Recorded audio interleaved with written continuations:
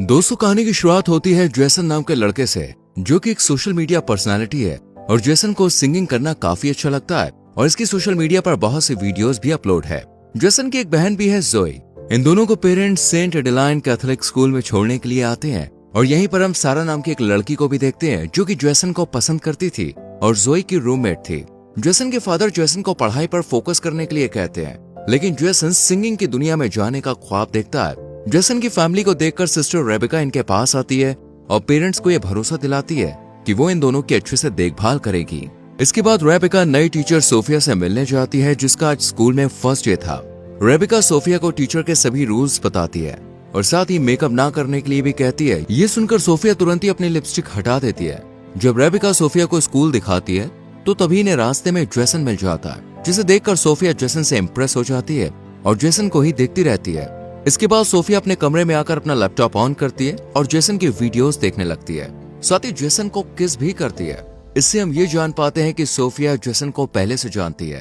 अगले दिन Sophia class attend करने जाती है और जब वो स्टूडेंट्स को अपना इंट्रो दे रही थी तब वो देखती है कि जेसन सारा के साथ बिजी है। ये देखकर सोफिया गुस्से में सारा को जेसन से दूर बैठा देती है। कैथोलिक स्कूल में टीचर किसी भी स्टूडेंट के साथ ऐसा रूड बिहेव नहीं करती थी, इसलिए जोई को यह अजीब लगता है। शक तो जोई का तब और बढ़ जाता है जब सोफिया बिना प्रेयर के पढ़ाना शुरू कर देती है। ये देखकर जोई सोफिया को प्रेयर कराने के लिए कहती है, जिस पर सोफिया खुद प्रेयर करने के बजाय जोई से प्रेयर कराती है। लेकिन अब भी सोफिया प्रेयर नहीं करती। जब ये बात जोई जेसन को बताती है तो वो ज्यादा इस बात पर ध्यान नहीं देता, क्योंकि इस टाइम जेसन सारा को मैसेज कर रहा था। स्कूल के बाद सोफिया जेसन के पास आकर सारा के बारे में पूछने लगती है और जेसन बताता है कि हम सिर्फ दोस्त हैं। ये सुनकर सोफिया को बहुत अच्छा लगता है, लेकिन जब अगली सुबह सोफिया जेसन और सारा को किस करते हुए देखती है तो उसे बहुत गुस्सा आता है और सोफिया जेसन को क्लास में भेजकर सारा को डांटने लगती है। लेकिन सारा कहती है कि मेरे फादर स्कूल को फंड देते हैं, इसलिए तुम मुझे कुछ नहीं कह सकती। लेकिन सोफिया को तो इससे कोई फर्क ही नहीं पड़ता और क्लास खत्म होने के बाद सोफिया जेसन से बात भी करती है और कहती है कि तुमने मुझसे झूठ क्यों बोला कि सारा तुम्हारी गर्लफ्रेंड नहीं है। जेसन कोई जवाब नहीं देता। सोफिया जेसन को अपने चेम्बर में मिलने के लिए बुलाती है और जब जेसन वहां पे आता है तो सोफिया अंदर बिना दरवाजा लॉक किए बॉडी को मॉइस्चराइज कर रही होती है। सोफिया को इन छोटे छोटे कपड़ों में देखकर कुछ देर के लिए जेसन होश खो बैठता है, लेकिन फिर यहाँ से चला जाता है और ये सब सोफिया ने जानबूझकर किया था। लेकिन जेसन के चले जाने से सोफिया को काफी बुरा लगता है। अगली सुबह जब सोफिया जेसन से पूछती है कि तुम मेरे चैम्बर में क्यों नहीं आए, तो जेसन कहता है कि मैं भूल गया। जेसन और जोई को स्कूल आए 1 हफ्ता गुजर चुका था, इसलिए इनके पेरेंट्स इन्हें वीकेंड पर घर ले जाते हैं। जेसन के चले जाने के बाद सोफिया भी रेबिका से अपनी आंटी की तबीयत खराब का बहाना लगाकर छुट्टी ले लेती है। इधर हम जेसन को देखते हैं जो अपने फादर से 1 साल का टाइम मांगता है ताकि वो पढ़ाई को होल्ड करके सिंगिंग को टाइम दे सके। लेकिन फादर के मना करने के बाद वो गुस्सा होकर बाहर आकर अकेला ही गाना गाने लगता है और यहीं पर हम सोफिया को भी देखते हैं, जो कि जेसन के घर तक आ गई थी और छुपकर जेसन का गाना सुनने लगती है। लेकिन जैसे ही जेसन के पास सारा का कॉल आता है तो सोफिया गुस्सा होकर यहाँ से चली जाती है। सोफिया जेसन और सारा को अलग करना चाहती थी, इसलिए वो रात को जोई और सारा के रूम में जाती है और सारा की बुक के फर्स्ट पेज में ड्रग्स रख देती है। और जब कमरे से बाहर निकलती है तो सिस्टर रेबिका सोफिया को देख लेती है। सोफिया रेबिका से कहती है कि मैं यहाँ किसी की आवाज सुनकर देखने आई थी।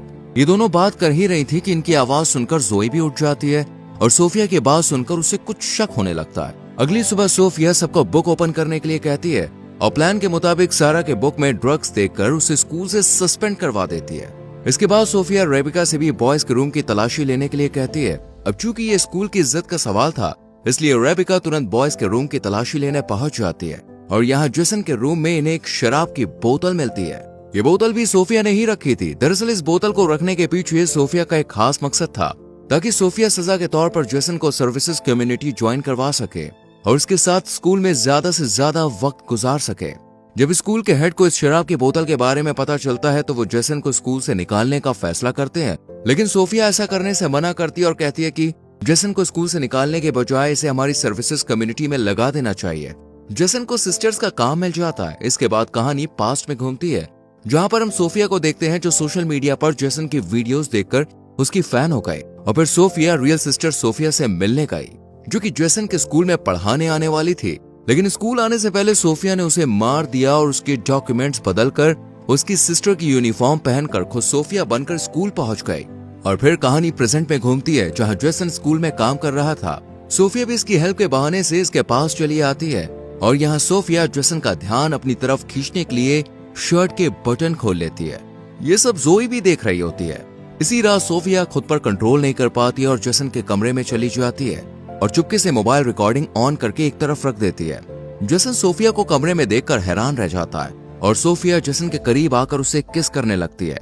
पहले तो जेसन इसे पाप बताकर मना करता है, लेकिन फिर वो भी सब भूलकर सोफिया के साथ इंटीमेट हो जाता है। अगली सुबह जेसन को अपनी गलती का एहसास होता है और वो चर्च में अपने पाप को फादर के सामने कन्फेस करने जाता है। लेकिन यहाँ फादर की जगह सोफिया होती है, जो कि जेसन की गोद में आकर बैठ जाती है और जेसन को किस करती हुई उसके साथ इंटीमेट हो जाती है। एक हफ्ते बाद जेसन वीकेंड पर अपने घर चला जाता है और यहाँ लंबे समय के बाद सारा जेसन को मैसेज करके पार्टी के लिए इनवाइट करती है। जेसन के जाने के बाद सोफिया भी स्कूल से निकल ही रही होती है कि तभी सोफिया रेबिका के साथ दूसरे स्कूल के फादर को देखती है। ये फादर रियल सोफिया को अच्छे से जानते थे और इसी बारे में वो रेबिका से बात कर रहे थे।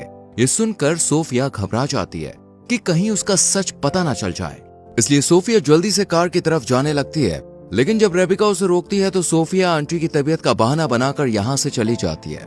रात को जेसन अपने फादर से सारा की पार्टी में जाने के लिए कहता है, लेकिन इसके फादर मना कर देते हैं, जिस पर गुस्सा होकर जेसन बिना परमिशन के ही सारा के पास चला जाता है। यहाँ जेसन और सारा दोनों ड्रिंक करते हैं और फिर सारा जेसन को एक रूम में ले जाकर उसे किस करने लगती है। तभी जेसन को सोफिया के साथ बिताए हुए पल याद आते हैं, जिस वजह से जेसन को सारा के साथ कंफर्ट फील नहीं होता और वो एक बियर की बोतल लेकर यहाँ से चला जाता है। पुलिस जब जेसन को खुलेआम बोतल के साथ देखती है तो गिरफ्तार कर लेती है, लेकिन तभी यहाँ पर सोफिया आ जाती है और पुलिस से कहती है कि जेसन मेंटली काफी डिस्टर्ब है और पुलिस को अपनी बातों में उलझाकर जेसन को बचा लेती है। जेसन सोफिया को बताता है कि मैं ड्रंक होकर घर नहीं जा सकता हूँ। ये सुनकर सोफिया जेसन को होटल ले जाती है और दोनों एक रूम में चले जाते हैं। वहीं दूसरी तरफ हम जेसन के पेरेंट्स को देखते हैं। जेसन की माँ जेसन के फादर को समझाती है कि हमें जेसन के इंटरेस्ट को नहीं दबाना चाहिए, हमें उसे एक मौका देना चाहिए। जेसन के फादर भी इसके लिए राजी हो जाते हैं।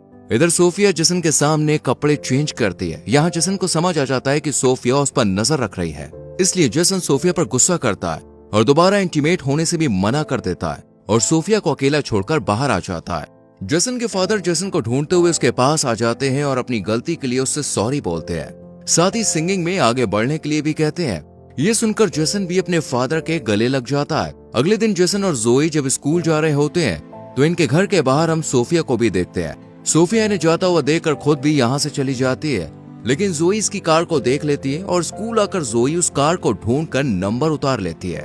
और जब इस कार के नंबर के बारे में जांच पड़ताल की जाती है तो पता चलता है कि ये सोफिया के नाम से ही रजिस्टर्ड है। ये देखकर जोई को समझ में आ जाता है कि सुबह घर के बाहर कोई और नहीं बल्कि सोफिया ही थी।